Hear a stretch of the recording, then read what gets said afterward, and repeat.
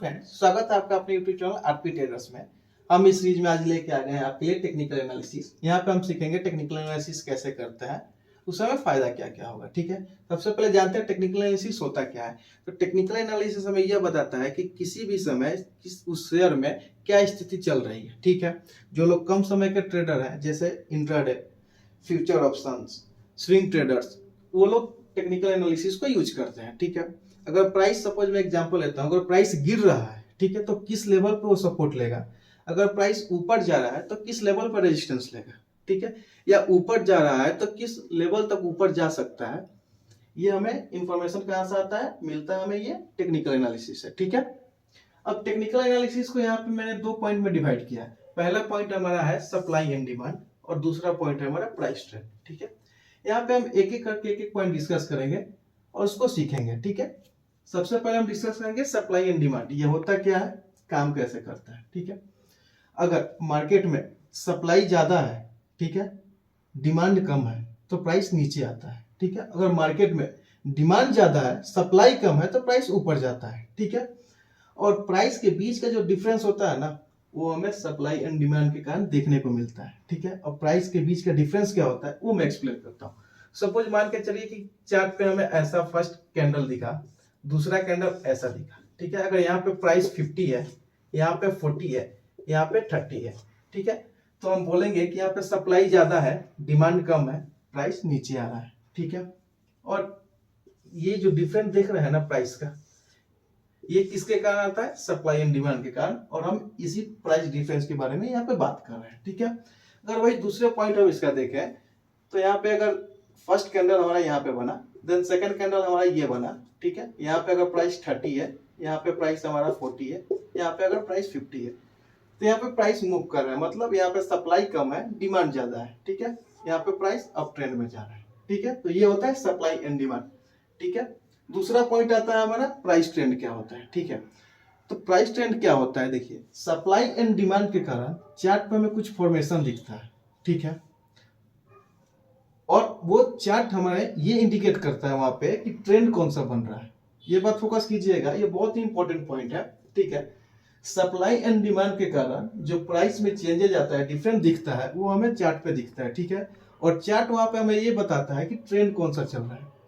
वहां पे हमें ट्रेंड आइडेंटिफाई करना है और ट्रेंड के साथ हमें ट्रेड या इन्वेस्टिंग करना है। ठीक है, तो उस ट्रेंड के साथ अगर हम इन्वेस्टिंग या ट्रेडिंग कर रहे हैं तो वहां पे हम पैसा बना सकते हैं। ठीक है, और ये देखिए यहाँ पे ट्रेंड जो होता है वो 3 टाइप का ट्रेंड होता है। ठीक है, वो भी हम यहाँ पे डिस्कस करेंगे कि ट्रेंड 3 टाइप का होता है, कौन कौन सा ट्रेंड होता है, उसको हम कैसे आइडेंटिफाई करेंगे। उसके पहले मैं आपको एक पॉइंट बताता हूं कि अगर मार्केट में, ठीक है, अलग अलग टाइम फ्रेम पे हमें मार्केट अलग अलग अपना टॉप और बॉटम दिखाता है। ठीक है, अगर मार्केट में जो चल रहा है प्राइस और चार्ट पे हमें ये फॉर्मेशन दिखता है कि हायर हाई, हायर लो, ये हायर बॉटम, हायर टॉप, अगर इसका फॉर्मेशन हमें दिख रहा है तो हम बोलते हैं कि अप ट्रेंड है। ठीक है, वो अप ट्रेंड होता है। कैसे अप ट्रेंड, आपको ऐसे दिखेगा, ये देखिए प्राइस यहाँ पे था, ठीक है, यहां से यहां गया, थोड़ा सा नीचे आएगा, फिर ऊपर जाएगा, फिर थोड़ा सा नीचे आएगा, फिर ऊपर जाएगा। ठीक है, हमें अगर इस पॉइंट को बोले ए बी सी डी, ये देखिए यहाँ पे higher high, higher low, higher high, higher low, अगर चार्ट पे ये फॉर्मेशन बन रहा है तो हम बोलेंगे कि अप ट्रेंड चल रहा है। ठीक है, और दूसरा पॉइंट हमारा आ जाता है, अगर सप्लाई हमारे पास जो है ना, सप्लाई और डिमांड जो ये है, ये यही डिसाइड करता है कि चार्ट पे ट्रेंड कौन सा बन रहा है। ठीक है, ट्रेंड का फॉर्मेशन यहीं से होता है। ठीक है, दूसरा आ जाता है हमारे पास डाउन ट्रेंड।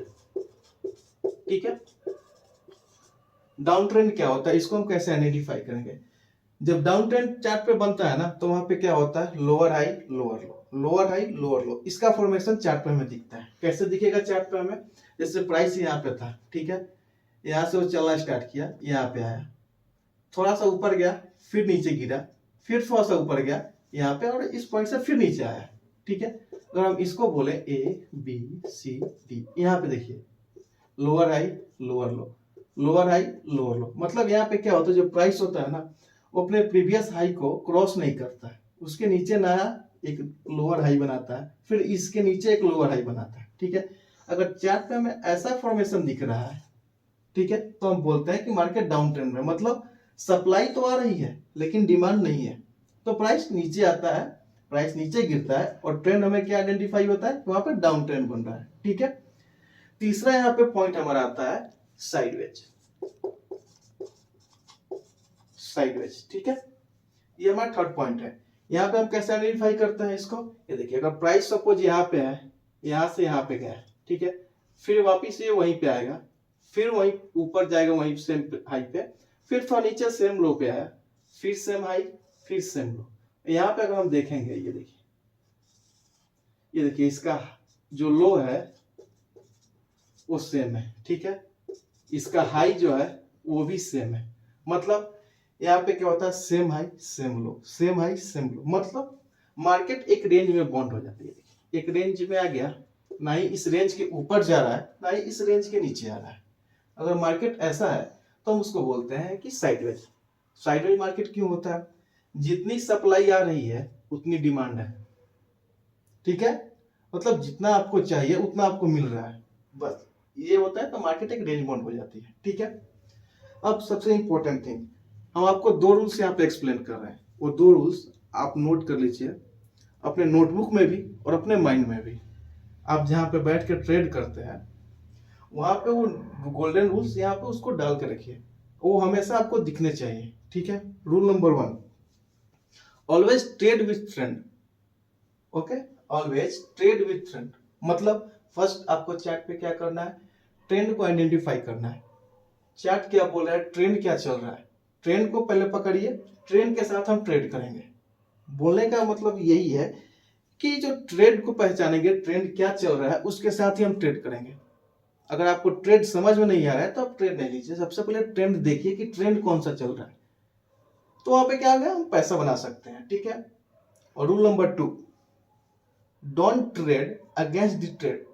ठीक है, यहाँ पे कोई डाउट आपको, don't trade against the trend, मतलब ट्रेंड अगर आपको समझ में नहीं आ रहा है तो नहीं लेना, मतलब ट्रेंड्स के अगेंस्ट हमें कोई ट्रेड नहीं करना है। अगर ट्रेंड अप ट्रेंड है तो हमें डाउन ट्रेंड में नहीं जाना है। जैसे यहाँ पे market higher high higher low, higher high higher low का फॉर्मेशन किया, ठीक है, यहाँ पे एक कंफर्मेशन हुआ, यहाँ पे दूसरा कंफर्मेशन हुआ, यहाँ पे कंफर्मेशन हो रहा है ना, तो यहाँ पे आपको ये नहीं सोचना है कि वो डाउन ट्रेंड है, वो अप ट्रेंड है। ठीक है, यहाँ पे एक छोटा पुल बैक आया है, यहाँ से फिर ऊपर जाएगा। इसके लिए मैं बोल रहा हूं कि ट्रेंड को पहचानना है, ट्रेंड इज आवर फ्रेंड। अगर आप ये मान लिए कि ट्रेंड हमारा सबसे बढ़िया दोस्त है, आप उससे दोस्ती कीजिए, वो आपको पैसा बना के देगा। और आप हमारे चैनल पे नए हैं तो हमारे चैनल को सब्सक्राइब कीजिए। और मैं आपको ये बता दूं कि हम एक सीरीज लेके आए हैं जहाँ पे हम स्टॉक मार्केट को सीख रहे हैं, पूरा बेसिक्स लेवल से लेके एडवांस लेवल तक। इस सीरीज में हमने सीखा है कि टेक्निकल एनालिसिस के बारे में। इसके पिछले वाले वीडियो में हमने सीखा कि बेसिक्स ऑफ स्टॉक मार्केट क्या होता है, वो काम कैसे करता है, हम पैसा कैसे कमा सकते हैं। उसके बाद हमने सीखा था कि फंडामेंटल एनालिसिस क्या करते हैं, कैसे करते हैं, उसमें क्या क्या प्रॉफिट होगा, हम पैसा कैसे कमाएंगे उससे। अगर आपने वो 2 वीडियो मिस कर दिया है तो मैं उस दोनों वीडियो का जो लिंक है इस वीडियो के, टेक्निकल एनालिसिस के वीडियो के डिस्क्रिप्शन बॉक्स में पिन कर देता हूँ, आप वहां पे जाके वो दोनों वीडियो देख सकते हैं। Okay, thank you.